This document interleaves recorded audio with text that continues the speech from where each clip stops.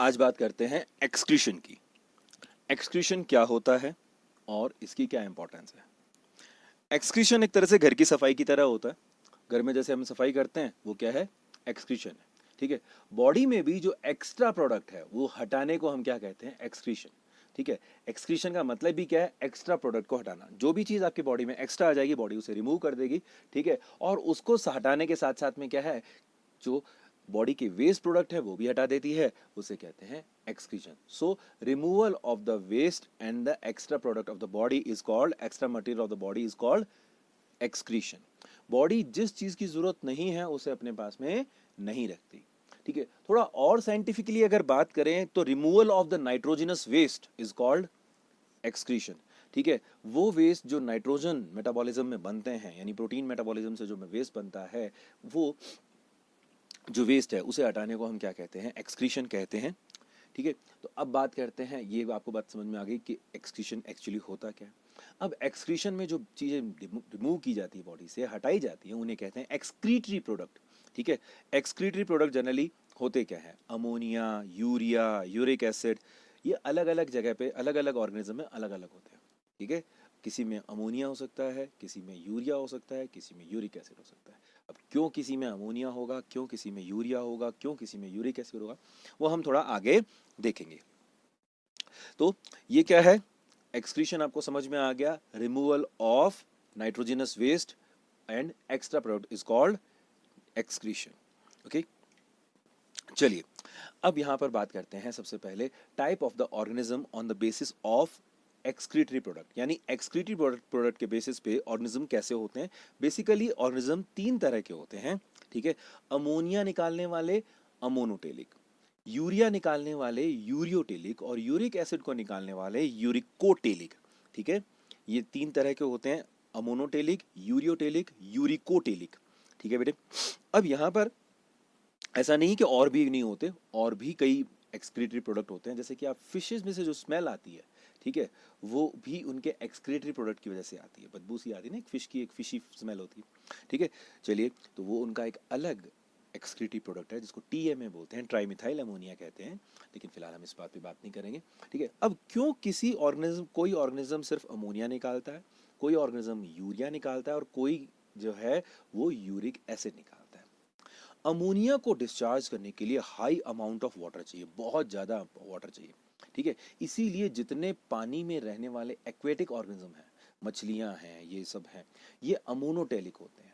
जितने पानी में रह रहे हैं, क्योंकि वो तो पूरे पूरे पानी में डूबे हुए हैं, इसलिए फुल बहुत सारा वाटर है, तो उसे अमोनोटेलिक कहते हैं। ठीक है, और यूरिया, यूरिया अमोनिया से बनता है। ठीक है, यूरिया को भी निकालने के लिए पानी चाहिए, लेकिन इतना ज़्यादा नहीं चाहिए, उसे पानी में घोल करके एक सॉल्यूशन के फॉर्म में निकाला जा सकता है। इसीलिए ये जो है, जो यूरिन है वो क्या है, यूरिया निकलता है, यूरिन के फॉर्म में निकलता है। यूरिया किस फॉर्म में निकलता है, यूरिन के फॉर्म में निकलता है। हम लोग हैं यूरियोटेलिक। ठीक है, तो लैंड पे जो रहते हैं उनके अंदर क्या होता है, उनके अंदर यूरियोटेलिक होते हैं और यूरिया को डिस्चार्ज करते हैं। ठीक है, ह्यूमन क्या है, यूरियोटेलिक है, मैमल सारे के सारे यूरियोटेलिक है। ठीक है, इसके बाद में आता है यूरिक एसिड डिस्चार्ज करने वाले, ऐसे ऑर्गेनिज्म जिनके अंदर पानी की बहुत कमी होती है, जैसे जो बहुत कम पानी वाले एरिया में रहते हैं या पानी बहुत कम कंज्यूम करते हैं, उनके अंदर यूरिक एसिड जो होता है वो क्या होता है, एक्सक्रीटरी प्रोडक्ट होता है, क्योंकि उसे डिस्चार्ज करने में बिल्कुल बहुत कम पानी चाहिए, एक पेस्ट के फॉर्म में निकल सकता है। चिड़िया की जो बीट है उसके अंदर क्या होता है, जो व्हाइट कलर का पोर्शन होता है वो क्या है, यूरिक एसिड है।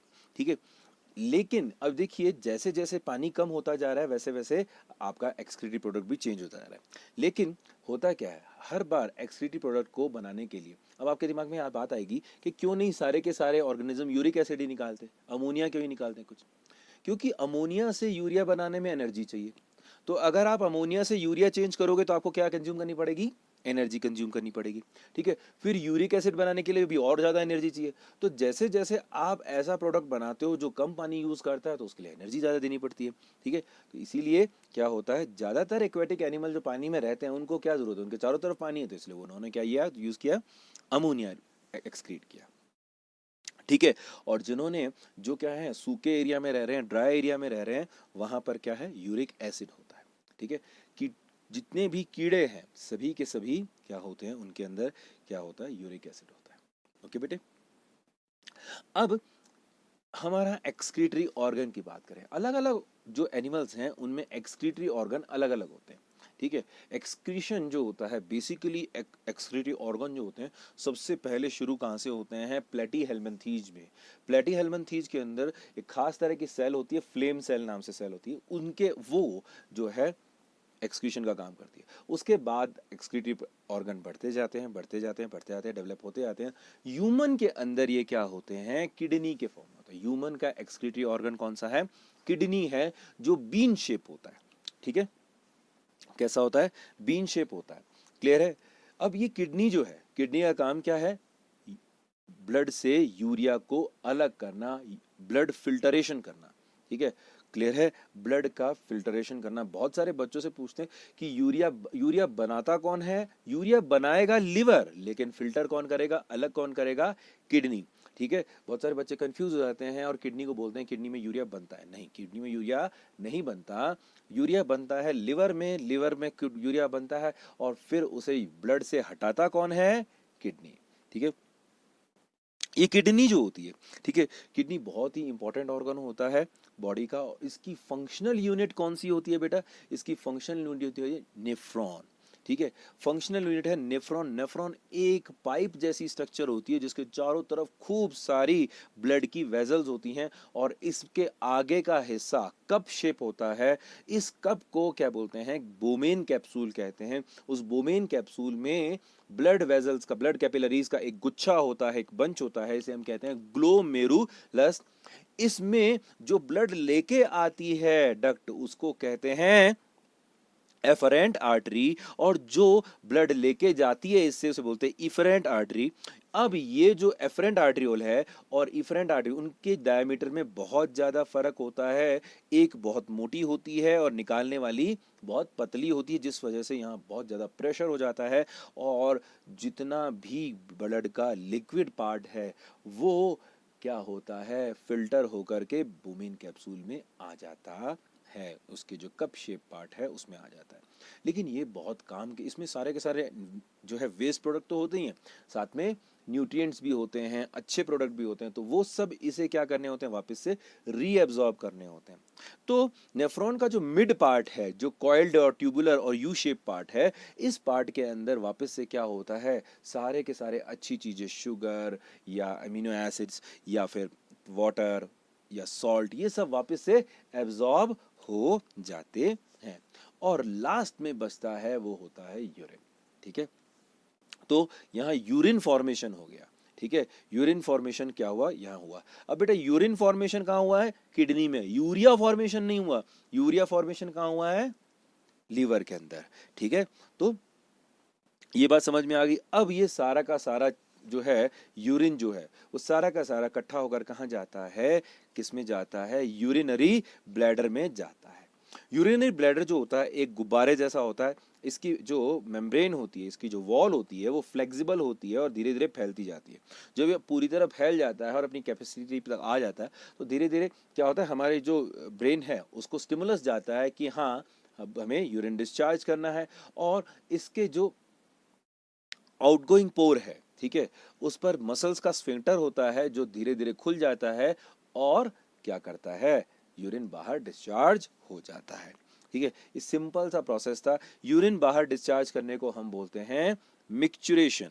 यूरिन बाहर डिस्चार्ज करने को हम कहते हैं मिक्चुरेशन। ठीक है, मिक्चुरेशन जो होता है वो किससे कंट्रोल होता है, पूरा का पूरा जो सेंट्रल नर्वस सिस्टम से कंट्रोल होता है ये। और आगे बात करते हैं अब यूरिन के साथ साथ, यूरिन के साथ में अब यूरिन निकालने में हमारी बॉडी ने एक्सक्रीशन तो किया ही, ये ऑस्मो रेगुलेशन भी करती है, जिसे वाटर का मैनेजमेंट भी कहते हैं। बॉडी में अगर वाटर ज़्यादा हो जाता है तो वो भी यूरिन के साथ निकाल दिया जाता है। कोई भी चीज़ ज़्यादा होगी यूरिन में निकल जाएगी। बॉडी में शुगर लेवल ज़्यादा होगा, यूरिन में निकलने लग जाएगा। बॉडी में कैल्शियम लेवल ज़्यादा होगा, यूरिन के थ्रू निकलेगा। और एक्चुअली ऐसा ये कैल्शियम जो है फिर अगर कई बार क्या होता है किडनी में डिपॉजिट भी होने लग जाता है। ठीक है, और क्या बना देता है, ये जो स्टोन बना देता है, किडनी स्टोन बोलते हैं ना, वो बना देता है। ठीक है, तो ये क्या है, जो भी चीज बॉडी में एक्स्ट्रा होगी वो क्या है, यूरिन में निकल जाएगी। ठीक है, क्लियर है, समझ में आ गया बेटे? तो यहाँ पर आपका बेसिक जो है क्या, जो एक्सक्रीटरी सिस्टम का वो खत्म होता है। 3 बातें आपको हमेशा, या 4 बातें आपको याद रखनी है। Nephron is the functional and the structural unit of the kidney. दूसरा आपको बात याद रखनी है कि जो ग्लोमेरुलर बोमेन कैप्सूल में जो फिल्टर होता है वो यूरिन नहीं होता। ठीक है, यूरिन फॉर्मेशन नेफ्रॉन के अंदर, किडनी के अंदर होता है, पर यूरिया फॉर्मेशन कहाँ होता है, लिवर में होता है। किडनी उसे छानने का या फिल्टर करने का काम करती